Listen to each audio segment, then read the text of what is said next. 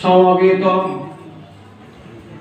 ভক্তবৃন্দের চরণে আমার কোটি কোটি দণ্ডবৎ প্রণিপাত।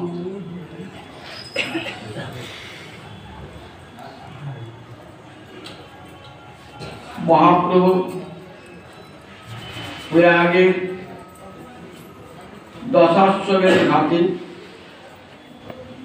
সনাতন গোস্বামী পাদের দাতা রূপ গোস্বামী পাদকে ভক্তির সিদ্ধান্ত শিক্ষা দিতে বললেন। ব্রহ্মাণ্ড ভমিতে ভমিতে কোন ভাগ্যবান গুরু কৃষ্ণ প্রসাদে পায় ভক্তিলতা বীজ। ব্রহ্মাণ্ড ভমিতে ভমিতে ৮৪ লক্ষ জনই ঘুরতে ঘুরতে কোন এক জন্মে সৌভাগ্য দেখা দিল। তখন কৃষ্ণ কৃপা বর্ষিত হল এবং গুরু কৃপার দ্বারে সেই কৃষ্ণ কৃপা জীবের উপর বর্ষিত। গুরুদেব কৃপা করে কর্ণে মহামন্ত্র দিয়ে দীক্ষা দান করে ভক্তিলতা বীজ রোপণ করে দিলেন আমার এই হৃদয় ভূমিতে। ভাগ্যবান জীব, জীবের একটা বেশ দিলেন ভাগ্যবান জীব। সব জীবের কপালে কিন্তু জুটবে না। ব্রহ্মাণ্ড ভমিতে ভমিতে কোন ভাগ্যবান জীব গুরু কৃষ্ণ প্রসাদে পায় ভক্তিলতা বীজ।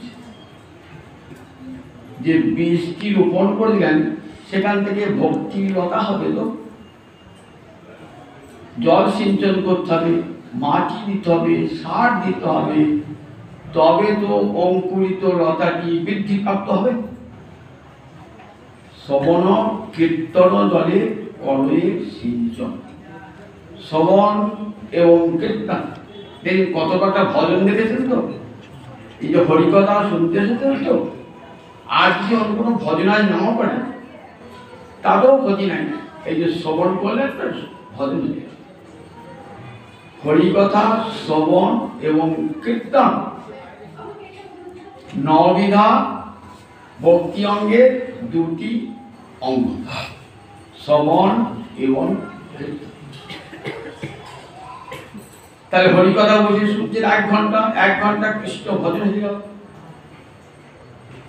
বলছেন শ্রবণ কীর্তনটা কেমন? গাছে যেমন জল দিই না, ঠিক তেমনি গুরুদেব কৃপা করে আমার হৃদয় ভূমিতে যে বীজটা পুঁতে দিয়েছেন সেই বীজে জল ঢালছি।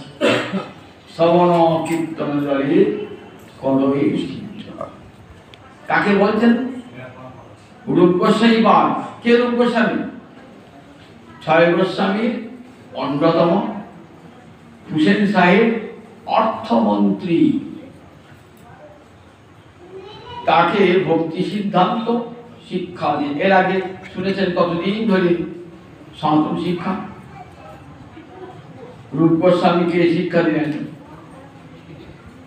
যে দেখো ভক্তি রস কেমন অপার সমুদ্রের তুল্য, তোমার চাখাইতে তার কহি এক বিন্দু। তুমি একবার চেখে দেখো। চেখে দেখো মানে আমি সবজি রান্না করছেন তো পাশে একটা লোক বসে আছে, সবজিটা ঠিক মতো মশলা টশলা সব পরিষ্কার দেখো দিলেন, হাতায় করে তুলে ধরেন, একটু চেখে দেখো ঠিক হয়েছিল। গৌর হরি বলছেন এক বিন্দু বললাম তোমার চাখাইতে, একবার চেখে দেখো। ব্রহ্মাণ্ড ভমিতে ভমিতে কোন ভাগ্যবান জীব গুরু কৃষ্ণ প্রসাদে পায় ভক্তিলতা বীজ। মারি হইয়া সেই বীজ করে আরোপণ শ্রবণ কীর্তনের করে। বাড়িতে বাড়িতে অর্থাৎ ব্রহ্মাণ্ড বিদ্যা। তাহলে ধীরে ধীরে যদি হরিকথা শোনেন, শ্রবণ কীর্তন করেন, আস্তে আস্তে ভক্তিলতা বীজটা বেড়ে বেড়ে যাবে, লতাটা অঙ্কুরিত হইবে। কিন্তু যদি অপরাধ উঠে হাতি মাথা, কুবিবাদ ছিনতে তার সুখী যায়। অপরাধ কি কি? বৈষ্ণব অপরাধ, নাম অপরাধ, সেবা অপরাধ, ধাম অপরাধ, এই অনেকগুলো অপরাধ আছে। অপরাধ আর পাপ কিন্তু এক জিনিস নয়। পাপ কিন্তু দুর্ভোগ ভোগ করতে করতে, দুঃখ কষ্ট ভোগ করতে করতে পাপটা পেয়ে যায়।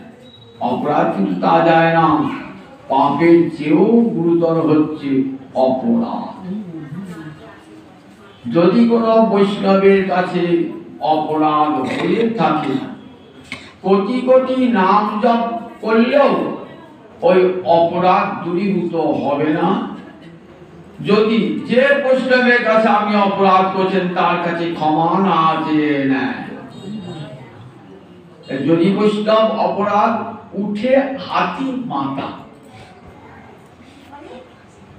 আপনি যখন গাছ লাগালেন কি করেন? চারিপাশে বেড়া দিয়ে দেন যাতে ছাগল গরুতে খেতে না পারে। ছাগল গরু খেলে লতাটা উবিয়ে দেবে। আর বলছেন বৈষ্ণব অপরাধ ছাগল গরু নয়, মত্ত হাতি। বুঝুন একটা ক্ষুদ্র লতা, আর তার উপরে যদি মত্ত হাতি তা পাতা কি করে? উপরি বা ছিন্দে তার উবিয়ে দেবে, একদম শুকিয়ে যায় পাতা। উবিয়ে দিলে আর শিকড়টা থাকবে না, তাহলে কি হবে? পাতাটা শুকিয়ে যাবে।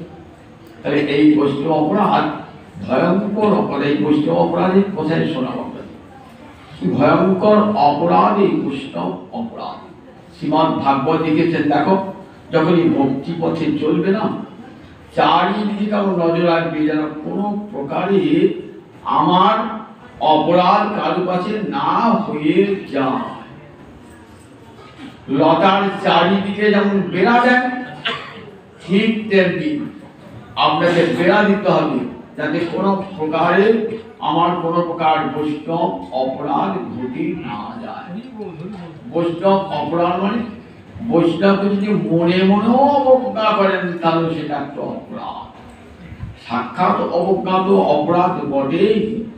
মনে মনে যদি অপরাধ অবজ্ঞা করেন, তার নিন্দা করেন, তাকে আঘাত করেন, তাহলে সেটা একটা ভয়ঙ্কর বৈষ্ণব অপরাধ হয়ে গেল।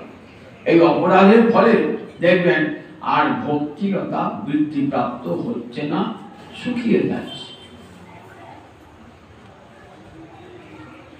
আমরা শ্রীমদ্ ভাগবতে দেখেছি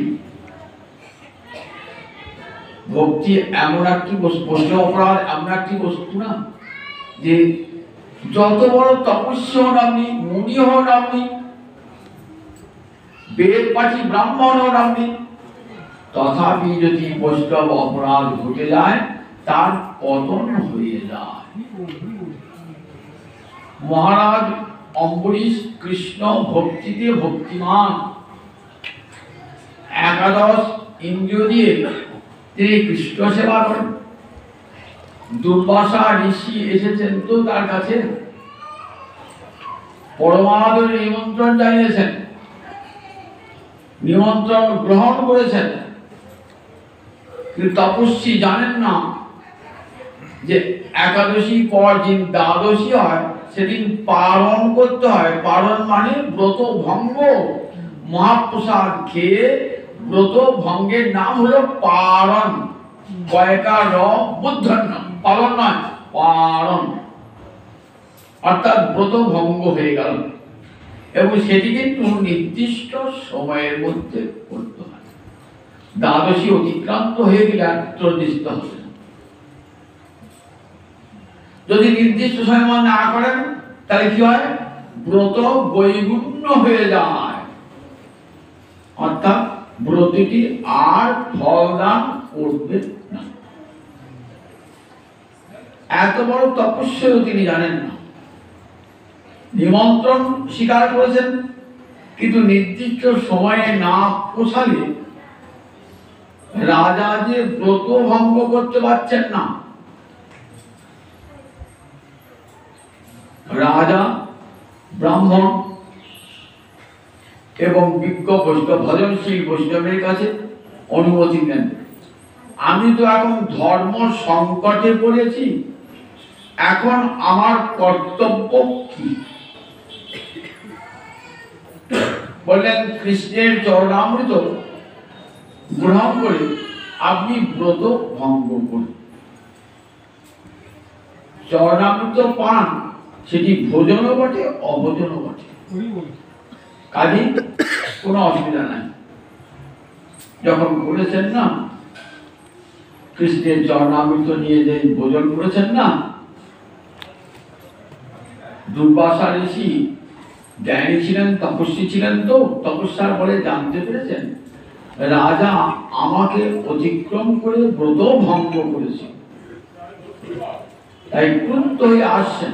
ক্রুদ্ধ হয়ে এসে রাজাকে অভিশাপ দিচ্ছেন নিজের জটা ছিঁড়ে, এবং সেই জটা একটা বিরাট রাক্ষসী মূর্তি ধারণ করেছে। এমন রাক্ষসী আগুনের মতো জ্বলতে জ্বলতে যাচ্ছে, এক মুহূর্তে মহারাজ অম্বরীশকে পুড়িয়ে দিল। দেখুন এই বৈষ্ণবের কাছে কেমন অপরাধ হয়ে গেল, আর সেই অপরাধের ফলে দুর্বাসা সব শক্তি হারিয়ে গেল।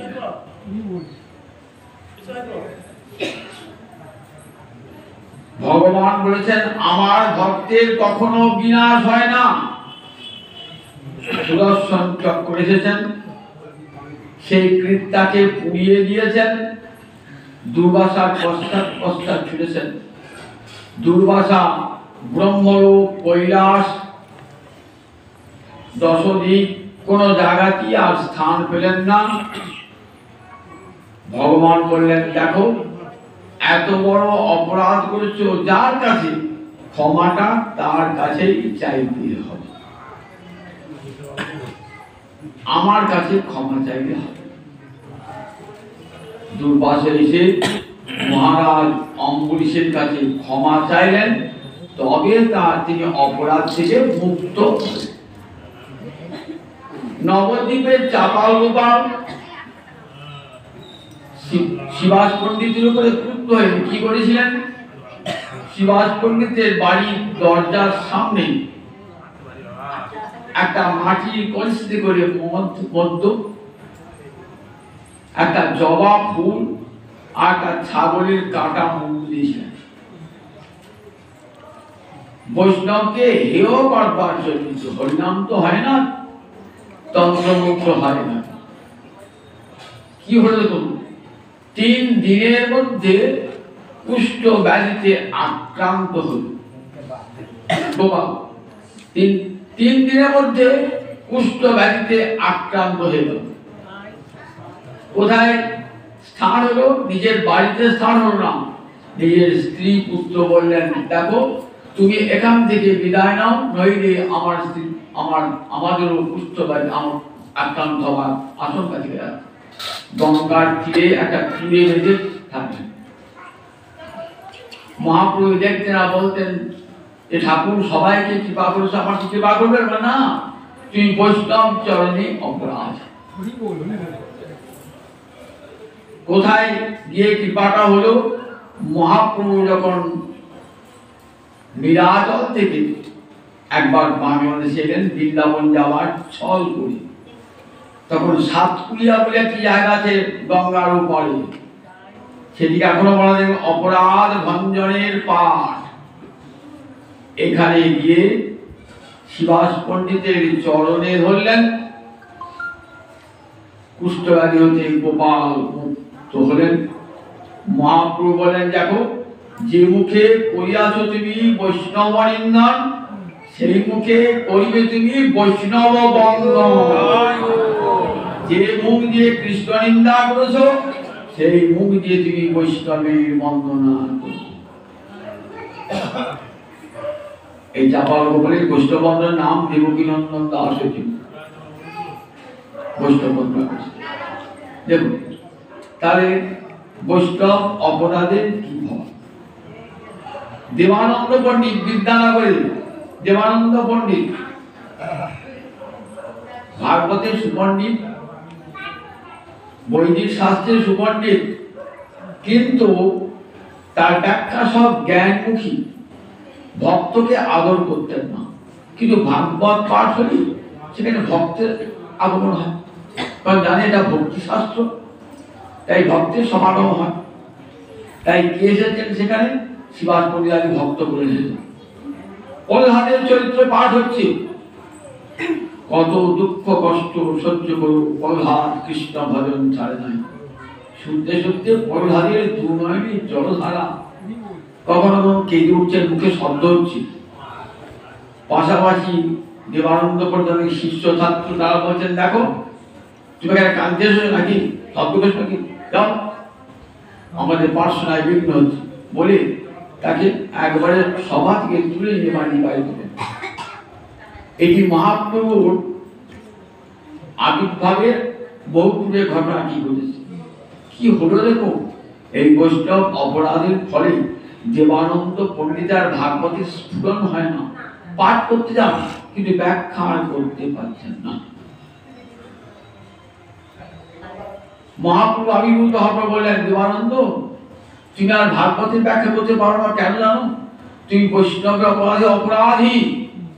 যতক্ষণ ওই শিবাস পণ্ডিতের কাছে ক্ষমা চেয়ে না নিচ্ছ, ততক্ষণ পর্যন্ত তোমার আর ভাগবতের স্ফুরণ ঘটবে না। যে ভাগবতের প্রতি ছত্রে ভক্তি রস পরিবেশিত হয়েছে সে তো ভক্তেরই সম্মান যোগ্য, আর সেই ভক্তকে তুমি সভাস্থল থেকে বিতাড়িত করেছ। সেই সে বিদ্যার ফল জানিও নিশ্চয়, কৃষ্ণপাদ পদ্মে যদি চিত্ত বৃত্তি হয়। তুমি পণ্ডিত হয়েছ, পাণ্ডিত্যের অহংকারী, বিদ্যার অহংকারী শিবাস পণ্ডিতকে সভা থেকে দাঁড়িয়ে দিয়েছ। বিদ্যানগরের পণ্ডিত কি করলেন? এই মহাপুরুষ কীর্তনে নৃত্য করতেন, 24 ঘন্টা নৃত্য করতেন। তার সঙ্গে গিয়ে ওই অপরাধ ভঞ্জনের পাঠ যেখানে, সেখানে গিয়ে তার ওই শিবাস পণ্ডিতের চরণে যে ক্ষমা নিলেন। আবার দেবানন্দ পণ্ডিত পাঠের স্ফুরণ থাকে। তাহলে বৈষ্ণব অপরাধ কি ভয়ঙ্কর অপরাধ। নিতাই চাঁদকে মহাপ্রভু আদেশ করলেন যে দেখো শিবাস, আমি বিশ্বকে নাম প্রেম ভরে দেব বলে পৃথিবীতে অবতীর্ণ হয়েছিলাম, কিন্তু দেখো রাধা প্রেমে বিভোর হয়ে আমি রইলাম গম্ভীরা মন্দিরে। তা শিবাস, তুমি তো আমার অভিন্ন তনু,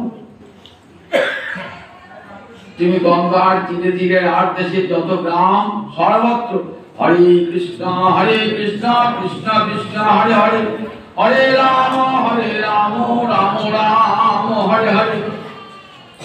চণ্ডাল প্রতিটি জীবের ঘরে ঘরে যাইয়া হরিনামে মন্ত্র দিচ্ছেন বিলাইয়া। নয়নে দেখিবে যারে নাম প্রেম দিও তারে, দেখুন তাহাই কেউ যেন বঞ্চিত না হয়। যাকে চোখে দেখবে তাকে নাম দেবে, সেই সঙ্গে রাধা রানীর প্রেম দান করবে। মহাপ্রভু সেই আদেশ শিরোধার্য করে নিতাই চাঁদ নবদ্বীপে এসেছেন। নিতাই তো পাগলা ঠাকুর, এসে কি করেন? গৌর চিন্তা ছাড়া আর অন্য কোন চিন্তা আমার নিতাই চাঁদের নাই। কে নিতাই চাঁদ বলুন দেখি? কবিরাজ গোস্বামী পাদ চৈতন্য চৈতামৃতের প্রথমে নিত্যানন্দ বর্ণনা করেছেন। সংকর্ষণ কারণ তয়সাই গর্ভদকসাই চ খিয়াত্থি সাই, শেষস্য যস্যাংশ কলা স নিত্যানন্দাক্ষ রাম শরণাং নমাস্তু। সত্যি বড় কঠিন, আমি ভেঙে আপনাদের বোঝাবার চেষ্টা করছি। পঞ্চরূপ ধরি করে কৃষ্ণের সেবন, যিনি সংকর্ষণ রূপে, যিনি গর্ভদকসাই রূপে, যিনি ক্ষীরাব্দি সাই রূপে, যিনি শেষ রূপে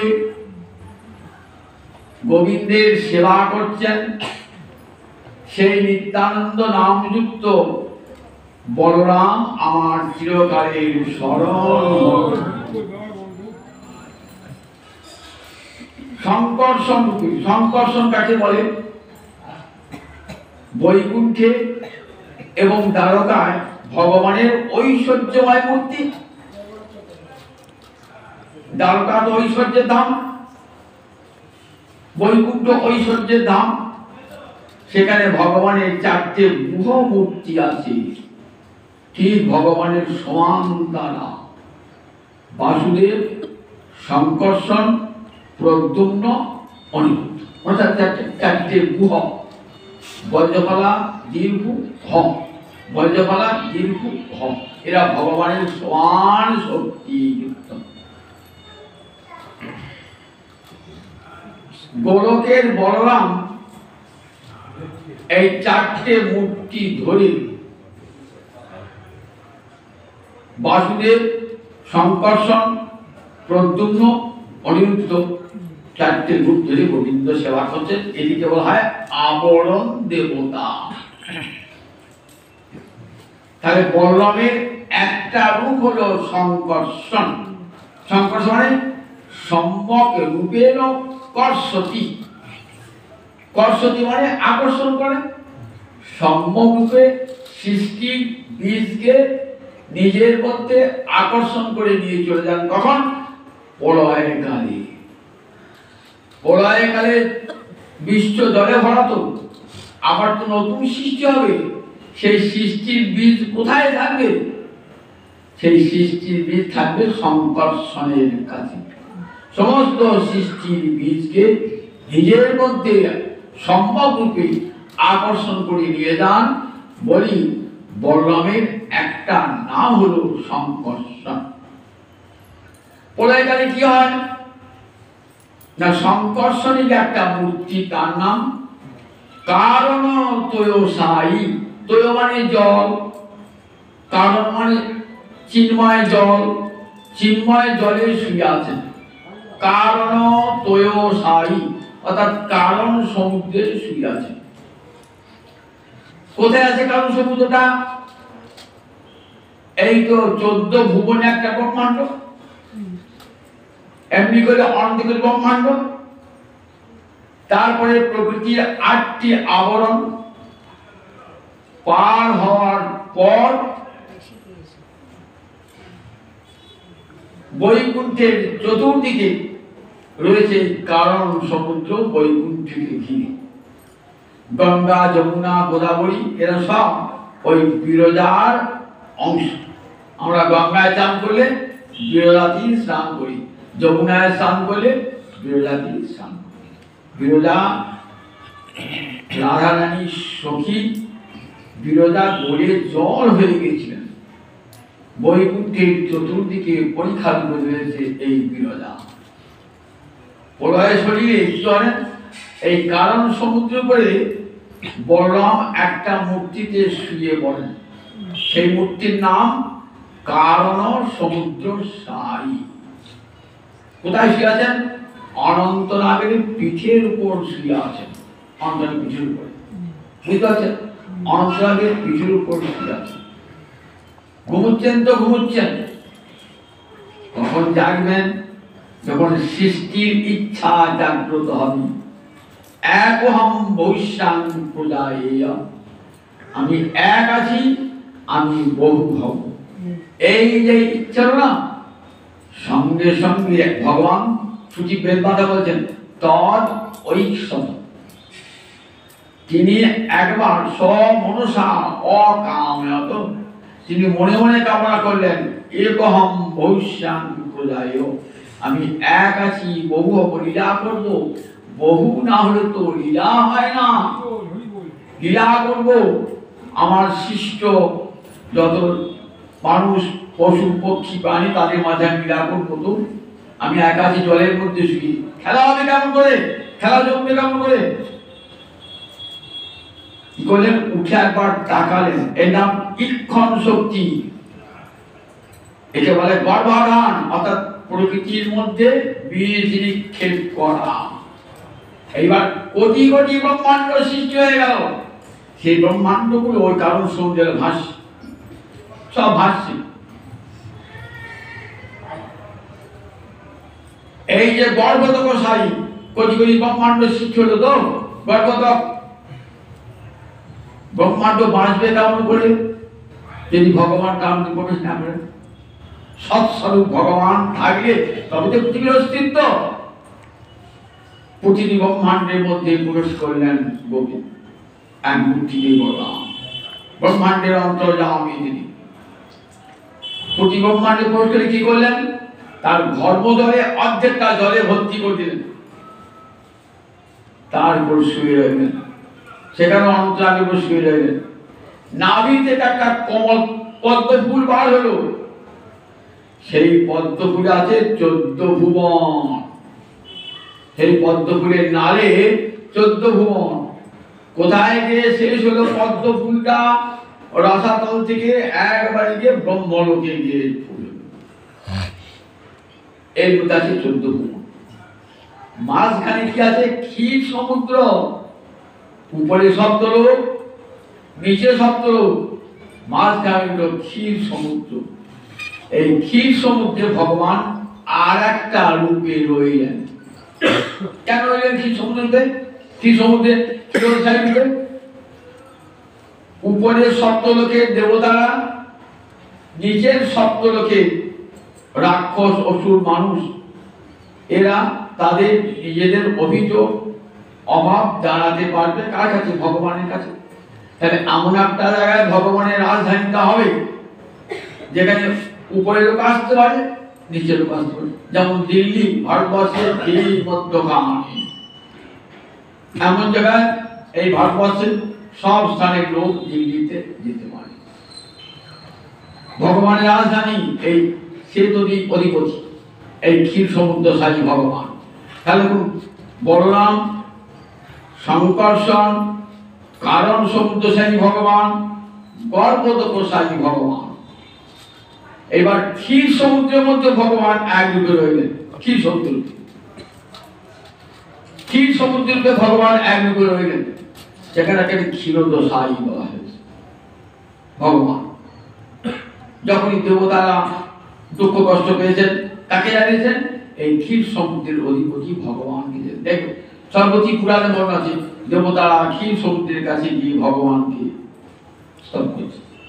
এর নাম ক্ষীর সমুদ্র। আর একটা রূপ হলো কি? শেষ শস্য, যশাংশ বলা শেষ নাগ। এই বলরামের আর একটা রূপ হলো অনন্তনাগ, তাকে শেষ নাগ বলা হয়। শেষ মানে সেবা, যার কাজ হলো ভগবানের সেবা করা। কৃষ্ণের শেষতা পাইয়া শেষ নাম ধরে। গোবিন্দের সেবা বৃত্তি পেয়েছিল বলে তার নাম শেষ। গোবিন্দ বলে পৃথিবী সৃষ্টি হলো দাদা, পৃথিবীকে ধরবা, তুমি তো ধরণী ধরেন্দ্র, ধরণীকে ধরে থাকো। বলেন তোমার সেবা ছেড়ে আমি কোথাও যাব না। বলে পৃথিবীটা ধরবে কে? তোমাকেই ধরতো পৃথিবীটা। বেশ, তাহলে কবে ফিরে আসবো? যেদিন আমার গুণ বলা শেষ হয়ে যাবে সেদিন ফিরে আসবো। বলে তাহলে ভাই এক কাজ করো, আমরা একটা মুখে তোমার গুণ করে তাড়াতাড়ি চলে আসতে পারবো না, আমাকে হাজার হাজার মুখ দাও। বলে বেশ, কথা সহস্র ফনা, সহস্র ফনায় সহস্র বদন গোবিন্দের গুণ কীর্তন করছে। গোবিন্দের গুণ বর্ণনা করেও তারা অন্ত খুঁজে পাচ্ছেন না। একটা ফনায় পৃথিবীকে ধরে আছেন, ঠিক যেমন একটা সরিষা ধরে রাখার কীর্তেন। কত তাড়াতাড়ি ফিরে যাবো? যত গুণ আছে গোবিন্দের বলিয়ে যাচ্ছেন, বলিয়ে যাচ্ছেন, বলিয়ে যাচ্ছেন, বলিয়ে যাচ্ছেন। যশের সিন্ধু না দেয় কুল অধিক অধিক বলে।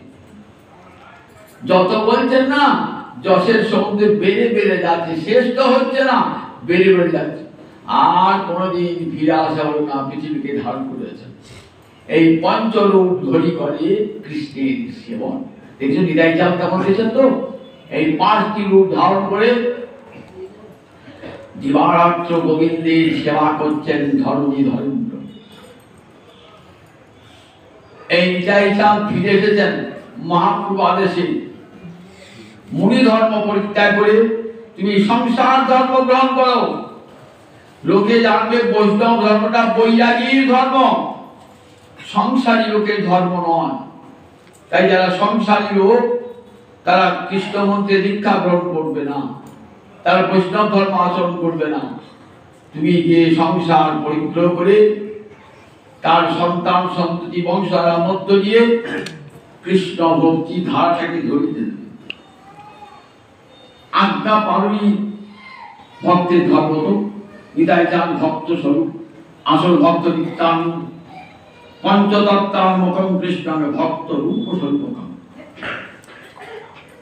নিতাই চাঁদ বলে একবার সাক্ষাৎ ভক্তের স্বরূপ হলে নিতাই চাঁদ গোবিন্দের অভিন্ন। নবদ্বীপ এসেছেন পাগলা নিতাই, কি করেন? গেরুয়া বসন পড়েন না, কি পড়েন? দিব্য পট্টবাস করেছেন, অঙ্গে অলঙ্কার ধারণ করেছেন, কর্পূর তাম্বুল গ্রহণ করেন, শূদ্রের গৃহে যান। এটা দেখেছে নবদ্বীপের এক ব্রাহ্মণ। নবদ্বীপের ব্রাহ্মণবাদী নিতাই তো সন্ন্যাসী, তাহলে ধাতু দ্রব্য গ্রহণ করেছে কেন? সোনার উপর তামা অলঙ্কার করেছে কেন? কর্পূর তাম্বুল খায় কেন? দিব্য পট্টবাস করেছে কেন? শূদ্রের আশ্রমে থাকে কেন? মনে মনে একটা অশ্রদ্ধা জাগ্রত হয়েছে। চলে গেলেন পুরী ধামে। এই ব্রাহ্মণ কিন্তু মহাপ্রভুর সঙ্গে একসঙ্গে চতুষ্পাঠীতে পড়েছে। মহাপ্রভু চরণ প্রণাম জানিয়ে বলছেন, প্রভু আমার একটা প্রশ্ন আছে, আমি বলবো বলবো করেও বলতে সাহস হচ্ছে না, বলবো প্রভু? বলছেন বলো। আচ্ছা, নিতাই চাঁদ তো সন্ন্যাসী, তাহলে নিতাই গিয়ে কেন দিব্য সন্ন্যাসী পোশাক ছেড়ে দিব্য পট্টবাস করেছে? কেন ধাতু অলঙ্কার অঙ্গে দিয়েছে? সোনা রূপা তামার অলঙ্কার কেন? কর্পূর তাম্বুল খায় অধরে? কেন শূদ্রের গৃহে যায়? প্রভু আমার সন্দেহ বেড়েছে। তখন মহাপ্রভু বলছেন, দেখো তুমি নিত্যানন্দকে চেনো না ব্রাহ্মণ, তোমার যতই বিদ্যা থাক নিত্যানন্দের মহিমা তুমি জানো না। এই যে না জেনে তুমি নিত্যানন্দের অপরাধ ধরলে না, এটা তোমার ভয়ঙ্কর অপরাধ হয়ে গেল। তোমার কোন আন্তরিক কৃষ্ণ ভক্তি স্ফুরণ হবে না। শোনো, আমি তোমাকে বলি, একটা ভাগবতের উদাহরণ তুলে দিই। ব্রহ্মার নাতি ছিল মরীচির পুত্র। তারা দেবকী 6 পুত্র রূপে জন্মগ্রহণ করেছেন, যে 6 পুত্রকে কংস হত্যা করেছে। এরা কে ছিলেন? এরা ছিলেন ব্রহ্মার পৌত্র। ব্রহ্মার একটি কর্ম দর্শন করে এর হেসে উপহাস করেছেন। এর ফলে ব্রহ্মা তাদেরকে অভিশাপ দিয়েছিলেন, অসুরগুলির জন্ম হবে এবং অসুরের দ্বারা তোমরা নিহত হবে। তারপরে যখন চরণে ধরলেন ব্রহ্মার চরণ ধরলেন, তখন বললেন যে কৃষ্ণের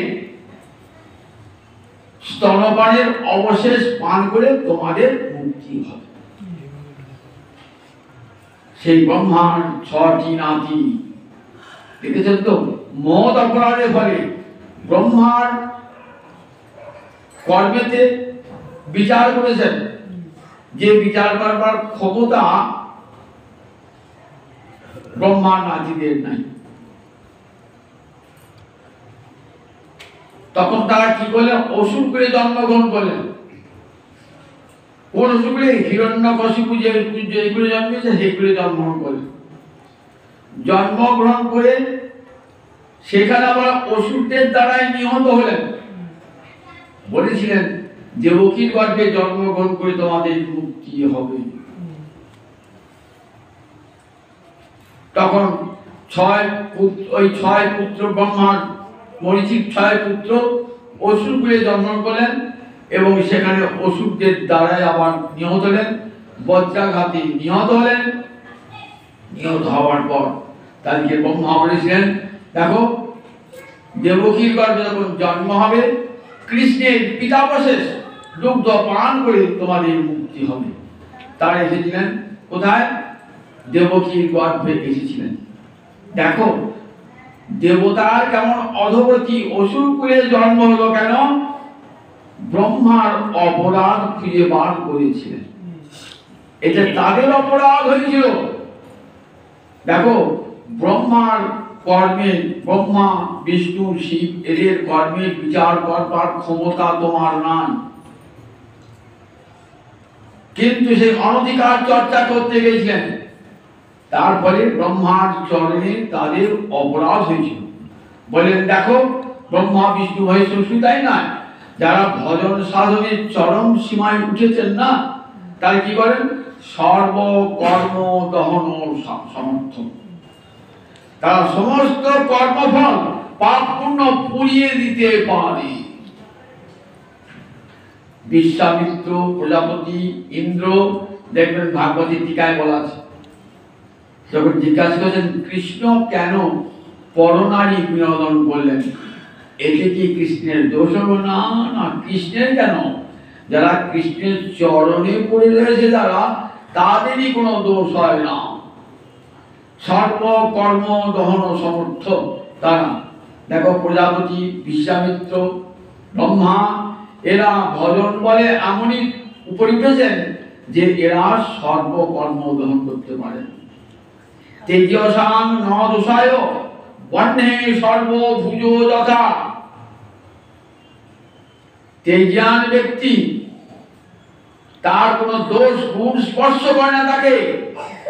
বহ্নে সর্বভুজো যথা, বহ্নি মানে আগুন, সে মরা পোড়ায়, সে মল পোড়ায়।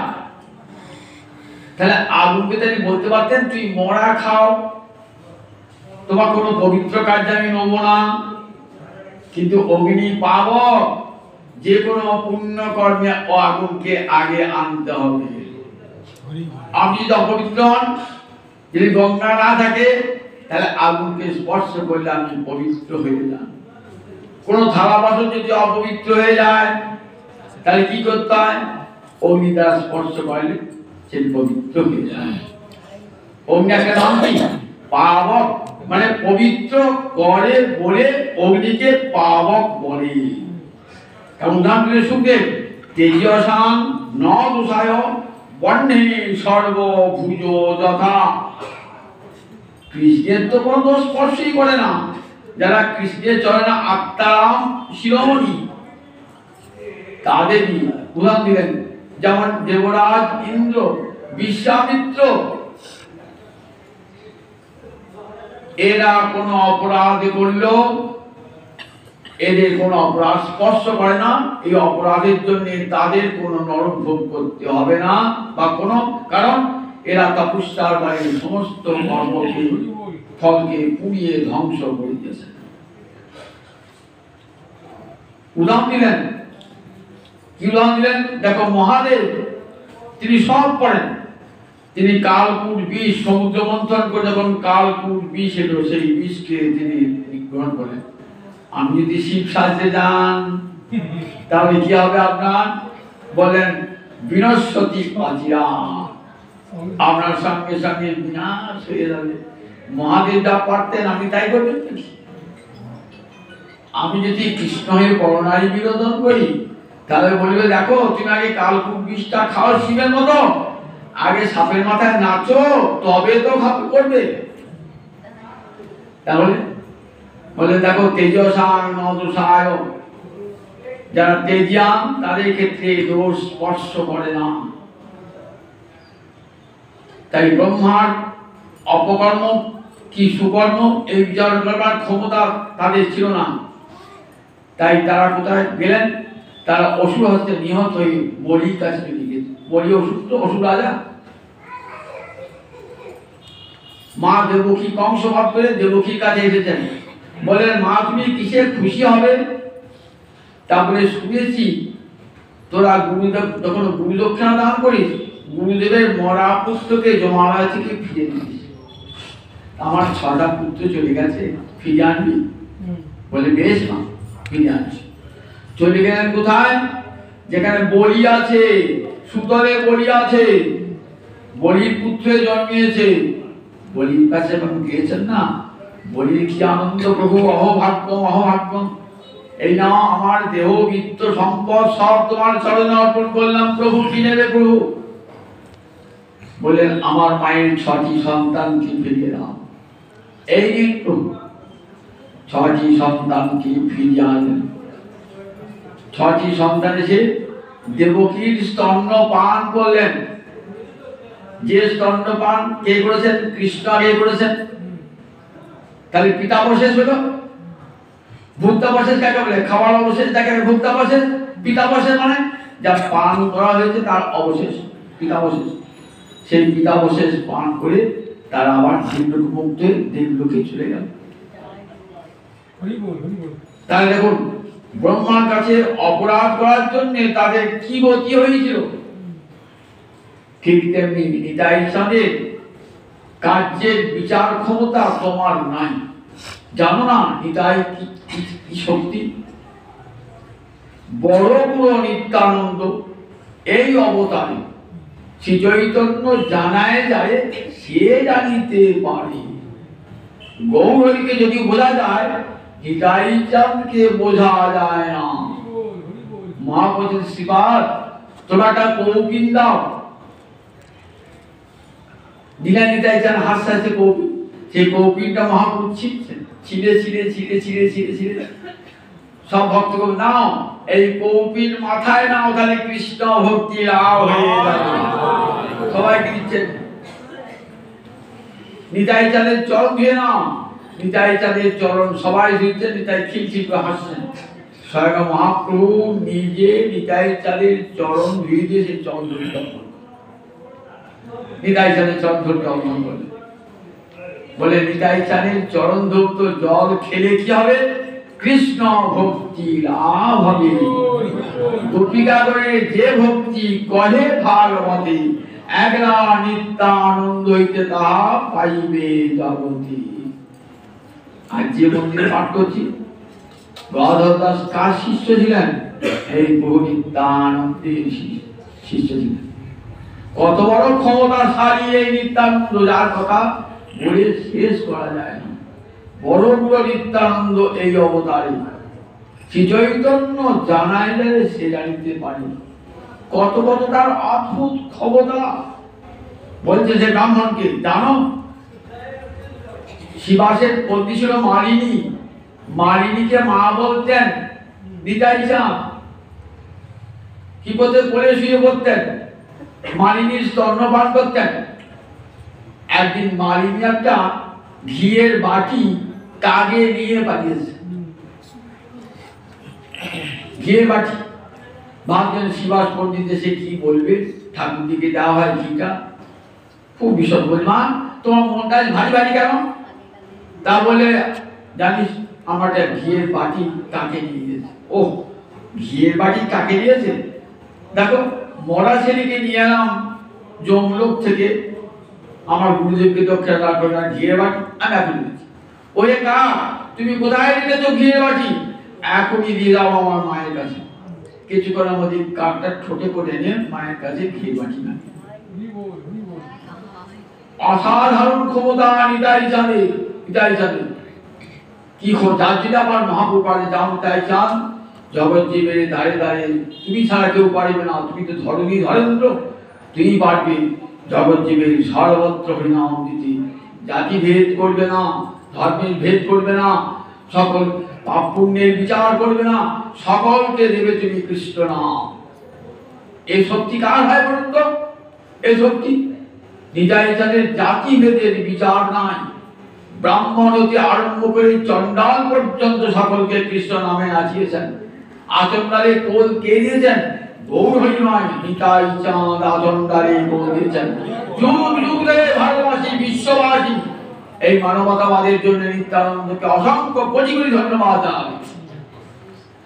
যে মানুষকে সম্মান কে দিয়েছেন? আমার নিতাই চাঁদ। কোন মানুষই কৃষ্ণ ভজনে অযোগ্য নয়, সে যতই নিষ্ক্রিয় জন্মাক না কেন, কৃষ্ণ ভজন অধিকার সবার। শ্রীকৃষ্ণ ভজনে হয় জাতি কুলাদি বিচার, জাতি কুলের বিচার না। জাতি কুল তো মানুষের সৃষ্টি, ভগবানের সৃষ্টি নয়। সুতরাং ভগবৎ অধিকার একটা ব্রাহ্মণের ছেলে যেমন আছে, একটা চণ্ডালের ছেলে তেমনি আছে, সমান অধিকার কৃষ্ণ ভজনে। আজ থেকে 550 বছর আগে এই বার্তা জগৎকে কে দিয়েছে আজ সবাই বলতে পারে, কিন্তু প্রথম পথটা করে দেখে আমার নিতাই চাঁদ। সবার উপরে মানুষ সত্য, তাহার উপরে নয়। এই কথা কে বলেছেন? বৈষ্ণব কবি চণ্ডীদাস তার পথ তৈরি করে গেছেন। জগৎকে শুনেছেন মহামানবতার বাণী। জীবে সম্মান দিবে জানি কৃষ্ণ অধিষ্ঠান, জানবে সব জীবের হৃদয়ে কৃষ্ণ আছেন। কোন জীবকে কখনো নিজ বলে তাকে অবজ্ঞা করে দূরে সরিয়ে দেবে না। প্রতিটি মানুষের মধ্যে ভগবান শিহরি বিরাজমান। মানুষকে অপমান মানেই ভগবানকে অপমান। এই কথা নিতাই সারা কে বলতে পারবে? জগৎ জীবের দ্বারে দ্বারে দিয়েছেন হরিনাম। চণ্ডাল প্রতিটি জীবের ঘরে ঘরে গিয়া হরিনামে মহামন্ত্র দিচ্ছেন বিলাইয়া। নিতাই আমার যারে কহে তারে কহে দন্তে তিন ধর। নিতাই আমার যারে ডাকে তারে কহে দন্তে তিন ধরি। আমারে কিনালয় একবার বল গৌর হরি।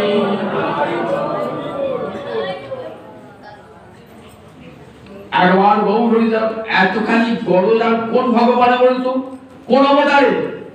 আর কোন অবতারে দেখাতে পারবেন না জীবের হাতে পায়ে ধরে কৃষ্ণ নাম দিচ্ছে। তাই নতুন দাস বলছেন, নিতাই মোর জীবন নিতাই মোর জাতি, নিতাই অপি হনে মোহর আর নাহি গতি। যে দেশে নিতাই নাহাই সে দেশে না যাও, নিতাই অপি মুখ জনার মুখ না হেরিব। যে দেশে আমার নিতাই যান নাই, পাণ্ডব বর্জিত দেশ, সে দেশে কৃষ্ণ ভক্তি নাই।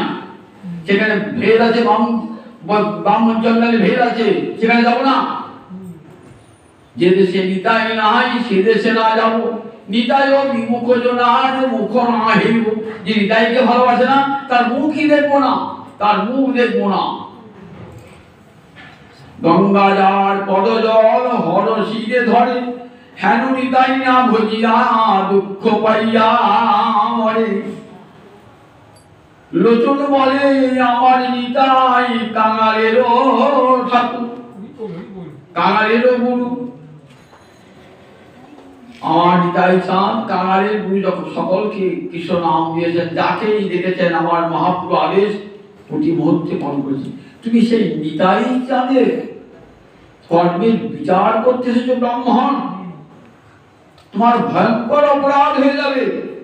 এই ভয়ঙ্কর অপরাধে তোমার পতন হয়ে যাবে। তুমি ব্রাহ্মণ বলে জন্মেছ, সেখান থেকে তোমার পতন হয়ে যাবে। নিতাই চাঁদ গিন্নিয়াদ যমনী পানি বিশেষ পার সৌনিকালন। যদি যমনীর পানি গ্রহণ করে,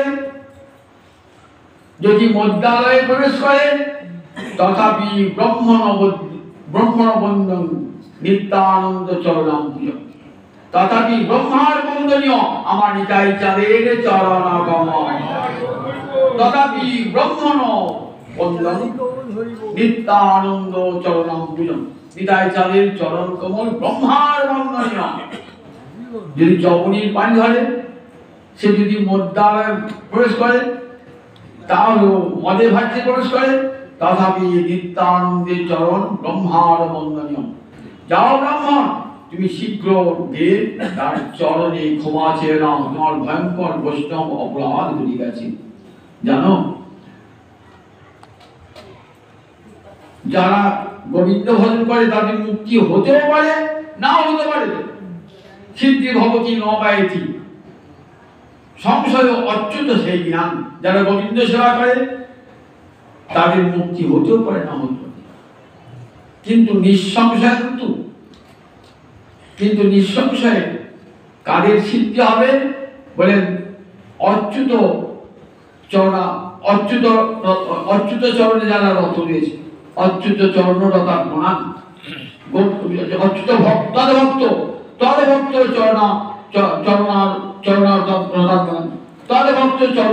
রতাত্মনা।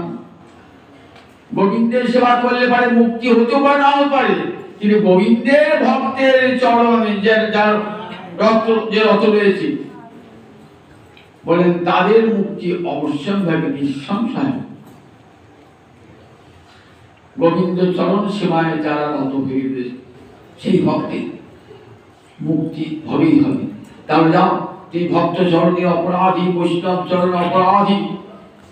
এই কথা শুনে ব্রাহ্মণ ছুটে এলেন, ছুটে এসে নবদ্বীপে নিতাই চাঁদের চরণে পড়লেন যে আমি মহা অপরাধী, আমি তোমাকে সংশয় করেছি আমার চিত্তে, আমার বড় অপরাধ হয়ে গেছে। আমি সে অপরাধের স্খলনের জন্য স্বয়ং মহাপ্রভু ক্ষমা করতে পারেন নাই। আমি তোমার চরণে শরণাগত হলাম, তুমি আমাকে কৃপা করো প্রভু। সেই ব্রাহ্মণ নিতাই চরণে আত্মসমর্পণ করে বৈষ্ণব অপরাধের হাত থেকে মুক্তি পেলেন। বিশ্ববাসীকে এই নিতাই চাঁদের পরক দ্বারে জগৎকে শেখালেন, এরকম ভক্তি অঙ্ক যারা যাজন করেন তারা যেন কখনো বৈষ্ণব অপরাধ করবেন না। সমস্ত বৈষ্ণবের কাছে ব্রাহ্মণ চণ্ডাল আদি কুকুরান্ত করি, দণ্ডবাদী করিবে হেকে বহু মান্য করি। এই সে বৈষ্ণব ধর্ম সবার পনতি, সেই সেই বাসন বিচার ইতে নাহি মতি। এটাই তো বৈষ্ণব ধর্ম, পায়ে পড়া ধর্ম। অহংকারের কোনো স্থান নাই, গর্বের কোনো স্থান নাই। আমি উচ্চ কুলজাত, আমি পণ্ডিত বিদ্বান বলে তাহলে অন্য ধর্ম করুন না। এই ভক্তি ধর্ম, পায়ে পড়ার ধর্ম করতেছেন না, বৈষ্ণব ধর্ম করতেছেন না। এখানে সব সময় নত হয়ে থাকতে হবে, তবেই হরিভক্তি মহারানী কৃপা করবেন, নইলে করবেন না। বৈষ্ণব ধর্ম আমি পায়ে পড়ার ধর্ম, আনুগত্যের ধর্ম। এই ধর্ম যদি চালু করতে চান তাহলে নিশ্চয়ই গোবিন্দের ভক্তের চরণে নিজেকে সমর্পণ করে দিয়ে গোবিন্দ ভজন করুন। অনায়াসী গোবিন্দ চরণের সেবা।